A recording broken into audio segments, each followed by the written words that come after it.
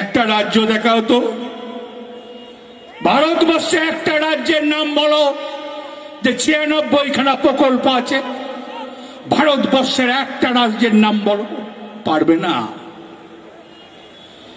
তোমরা অনেক আমাদের টাকা আটকে রেখেছ, 2,00,000 কোটি টাকা আটকে রেখেছ, কিন্তু মমতা ব্যানার্জি বিকতে জানে, ভাঙে না। 94খানা প্রকল্প কন্টিনিউ চালিয়ে যাচ্ছে। বাড়ির টাকা বন্ধ করে দিয়েছিলে, মমতা ব্যানার্জি আবার 20 লক্ষ মানুষের বাড়ি দিচ্ছে। তোমরা 100 দিনের কাজের টাকা বন্ধ করে দিয়েছ, মমতা ব্যানার্জি টাকা দিচ্ছে। রূপশ্রী বন্ধ হয় নাই, কন্যাশ্রী বন্ধ হয় নাই, স্বাস্থ্যসাথী বন্ধ হয় নাই, খাদ্যসাথী বন্ধ হয় নাই। কোনটা বন্ধ হয়েছে? একজনা দাঁড়িয়ে বলুন তো যে 96টা প্রকল্পের ভেতরে একটা প্রকল্প বন্ধ হয়েছে। আমি কিন্তু মা বোনেদের কাছে অনুরোধ করে বলছি, এবারে 26-এর ভোট কিন্তু ভয়ঙ্কর ভোট।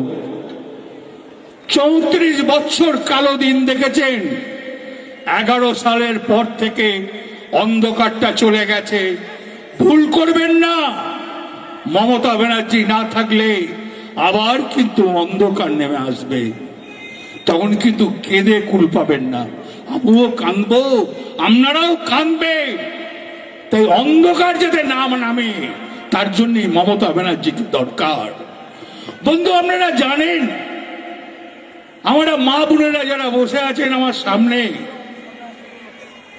আপনারা মা, আপনাদের কাছে অনুরোধ করে বলছি, মমতা ব্যানার্জি একটা মেয়ে ছেলে, আপনার মতন বাড়ির একটা মা, সে দিন রাত এই পশ্চিম বাংলার কথা চিন্তা করে, সাধারণ মানুষের কথা চিন্তা করে, দিন মজুরের কথা চিন্তা করে, খেটে খাওয়া মানুষের কথা চিন্তা করে, বেকার ছেলে মেয়েদের কথা চিন্তা করে, কৃষকের কথা চিন্তা করে, সব শ্রেণীর কথা চিন্তা করে। জাতপাত দেখে না মমতা ব্যানার্জি। তার জন্য তো ব্রাহ্মণের মেয়েকে শুনতে হয় ফুপু, এই কথা বলা হয়। বলা যায় মুসলিম বলে কি তারা ঘৃণার পাত্র? এই তো আমাদের আলম রয়েছে, আলমের রক্ত আর আমার রক্ত কি আলাদা হবে?